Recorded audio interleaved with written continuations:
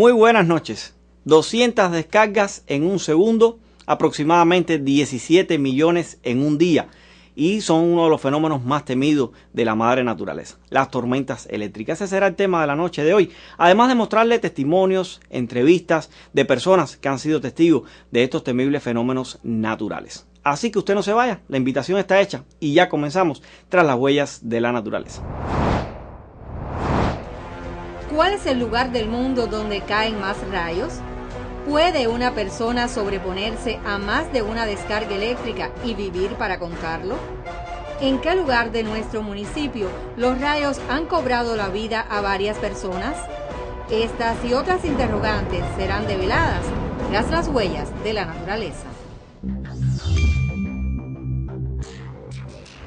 Según la Organización Meteorológica Mundial, define a las tormentas eléctricas como una descarga brusca de electricidad seguido de un sonido sordo y es conocido trueno. Las produce fundamentalmente las nubes de crecimiento vertical, las conocidas nubes de tormenta llamadas cúmulo nimbo, que crecen aproximadamente hasta una altura de 12 kilómetros, aunque aquí en la zona tropical han llegado hasta los 14, incluso 15 kilómetros de altura. En el pueblo existe un mito, una leyenda. Muchos amigos televidentes me han preguntado si es cierto que usted puede calcular la velocidad de una tormenta con solo escuchar su trueno. Pues quiero decirles que esto es cierto y es una de las metodologías más antiguas con las que se cuenta para determinar el movimiento, si se acerca o se aleja una tormenta. Y el problema radica fundamentalmente en que la velocidad de la luz es mucho más rápida que la del sonido, aproximadamente 300.000 kilómetros por segundo se mueve la luz. Sin embargo, el trueno, que es lo que escuchamos, aproximadamente viaja a la velocidad del sonido, que son unos 340 metros por segundo. Y esto hace entonces que exista un retardo. Y usted cuenta desde que ve la luz, que es el rayo, hasta que escucha el trueno y lo multiplica por la velocidad del sonido. Eso le da aproximadamente la velocidad con que se está moviendo la tormenta y lo hace repetidas veces y entonces puede conocer si la tormenta se está acercando a un lugar o si la tormenta se está alejando. Es una manera sencilla, aproximada de conocer para el movimiento de una tormenta eléctrica. Si usted está en un lugar abierto, en un lugar disfrutando de actividades al aire libre, es una metodología sencilla para determinar su desplazamiento. El lugar del planeta donde suceden más descargas eléctricas es en el lago Maracaibo, en Venezuela, donde caen 233 relámpagos por kilómetro cuadrado, según los datos obtenidos por la misión de medición de lluvias tropicales de la NASA. Maracaibo le quita el primer puesto a la cuenca del Congo en África, que anteriormente era el lugar del planeta con mayor ocurrencia de estos fenómenos.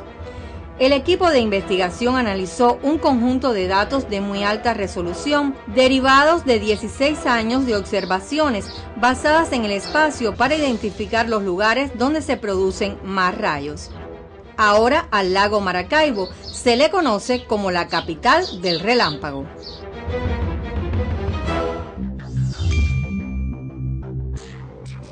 En Cuba quiero comentarles que es el fenómeno natural que más muerte causa a lo largo de todo el año. Aproximadamente 65 personas mueren anualmente en Cuba por fulguraciones, es decir, por impacto de una descarga eléctrica sobre la superficie de la Tierra o simple y llanamente sobre las personas. Es muy poco probable que una persona sobreviva a un impacto directo de la descarga eléctrica simple y llanamente por su gran intensidad y su gran magnitud. Fíjense ustedes que aunque no se ha podido medir con ciencia cierta la intensidad de estas descargas, sí se calcula que pudiera estar alrededor de 1 millón de voltios descargando en prácticamente fracciones de segundo, y ese 1 millón de voltios es suficiente como para darle corriente a la ciudad de Nueva York durante una semana. Eso es simple y llanamente da la idea de la magnitud que tienen estas descargas eléctricas. En el mundo no son muchas las personas que han sido impactadas por un rayo en más de una ocasión y sobrevivido para contarlo. El récord lo ostenta Roy Sullivan, un guardabosques de Virginia en los Estados Unidos, quien fue alcanzado 7 veces por una descarga eléctrica. Sorprendentemente, no murió a consecuencia de ello, sino de un disparo autoinfligido a la edad de 71 años. La ocurrencia repetida de estos fenómenos en su persona lo condujo a una insuperable depresión. Era conocido como el pararrayos humano. En Cuba existe también un hombre con un récord similar, 6 descargas eléctricas. Se trata de Jorge Márquez, un campesino de La Julia, un pequeño pueblito de Las Tunas. El primero fue el día 5 de junio del 82 en Santa Bárbara, donde cayó por el tubo escape del tractor, que rajó la tapebló, sacó los espárragos.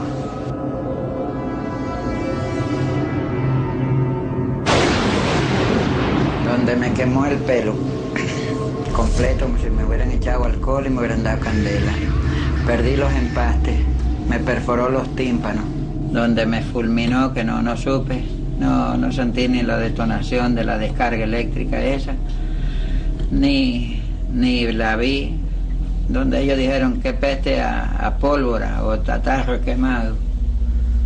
Y entonces yo estaba tirado en el guardafango derecho, donde ellos me bajaron y a la tierra, y entonces trataron de abrirme la boca y me sacaron la lengua, donde me quemó el pelo, los empastes, la camisa, la espalda.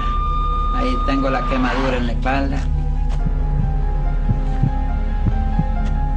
Este fue solo el comienzo de una larga pesadilla trayendo rayos.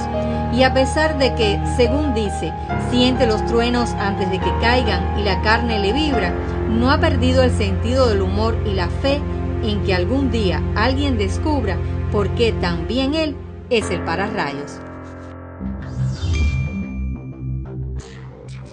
Cuba se encuentra en la zona tropical y por tanto una de las zonas de mayor influencia de las descargas eléctricas y ocurren en cualquier época del año, fundamentalmente en el periodo lluvioso, porque coinciden y además están relacionadas con el máximo de temperatura, que ocurre aproximadamente desde mayo hasta el mes de octubre. Y es común en el horario de verano, en horas de la tarde fundamentalmente, las 4 de la tarde quiero decirle que es la hora donde mayor frecuencia de tormentas se registra a lo largo de todo el país. La zona interior, las zonas alejadas de las costas, es la más propensa a la afectación de tormentas eléctricas durante las tardes de verano. Pero existen inviernos en los que se ha caracterizado por una actividad tormentosa.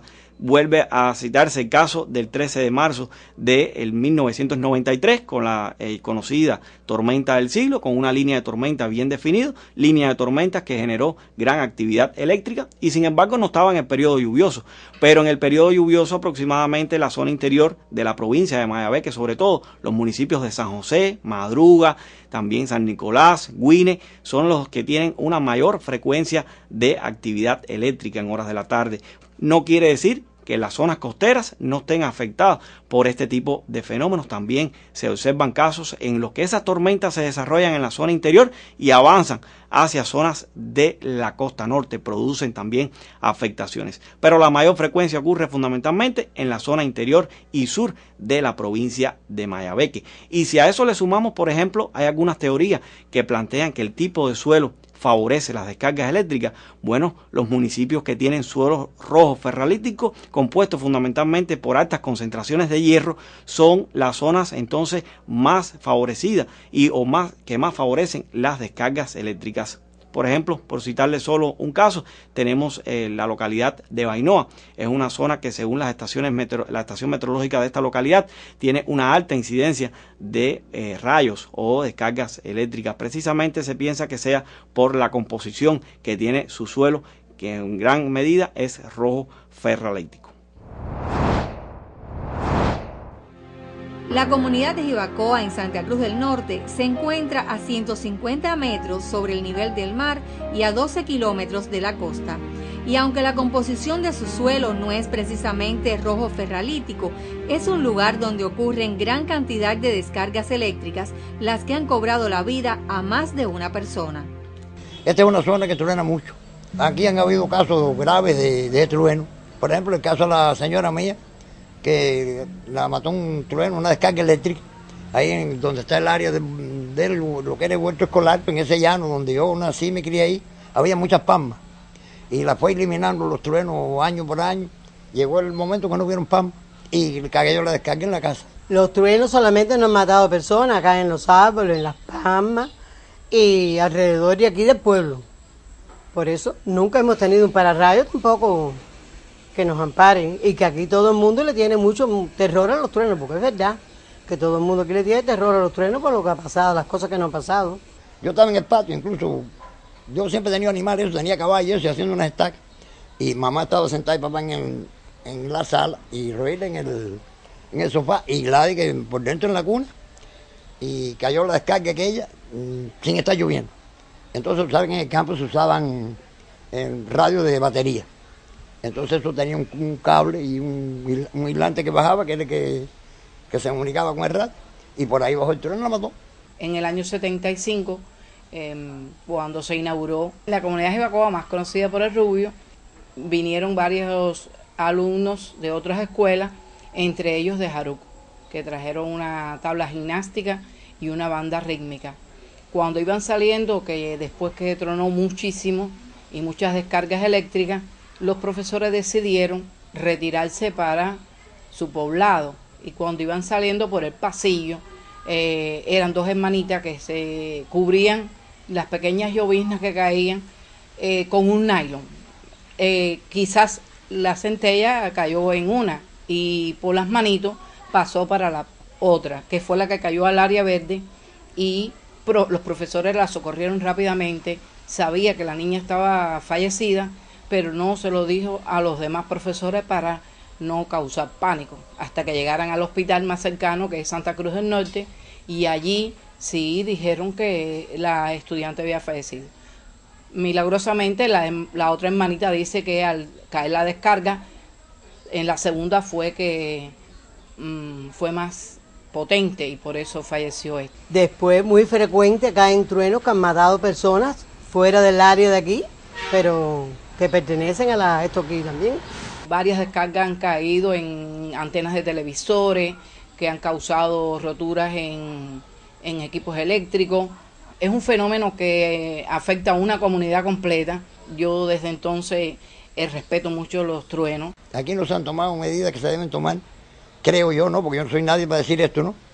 Pero bueno, esto debieran existir, por lo menos para rayos. Esto es un lugar muy peligroso. Yo nací, me crié aquí, e incluso gente que personas que han llegado nuevas aquí se sorprenden por los truenos. Porque yo creo que si fuéramos a contar, que yo no me pongo en eso, la cantidad de rayos que caen en una hora pasarían de 100.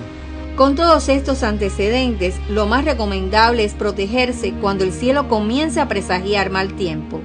En esta zona las tormentas eléctricas se suceden con mucha frecuencia y pueden ser intensas, por lo que todo cuidado es poco para preservar la vida. Y ya en los minutos finales del programa quisiera compartir algunas recomendaciones con usted, amigo televidente. Y muchos me han preguntado en la calle si es verdad que hablar por teléfono es un peligro durante una tormenta eléctrica. Quiero decirles que sí. Y como dato curioso puedo decirles que en los Estados Unidos la principal causa de muerte por descargas eléctricas son personas hablando por celulares. Es decir, la descarga eléctrica induce una corriente en las redes telefónicas, en las redes eléctricas, y eso hace entonces que el voltaje se eleve muchísimo y produzca grandes afectaciones. Por eso algunas de las recomendaciones ante una tormenta eléctrica: desconectar todos los equipos electrodomésticos de la corriente, no hablar por teléfono, no hablar por celulares, tampoco deambular por zonas abiertas, no montar a caballo, no bañarse en ríos, no bañarse tampoco en la playa, simplemente buscar lugar seguro. El mejor lugar que usted tiene para pasar una tormenta eléctrica es la cama de su casa. ni la cocina. En muchos casos tenemos algunos testimonios, algunas personas que nos han dicho estamos cocinando y somos afectados por una descarga eléctrica. También montar a caballo por las condiciones que tienen las herraduras de los animales, y eso hace entonces mucho más favorable para la descarga eléctrica.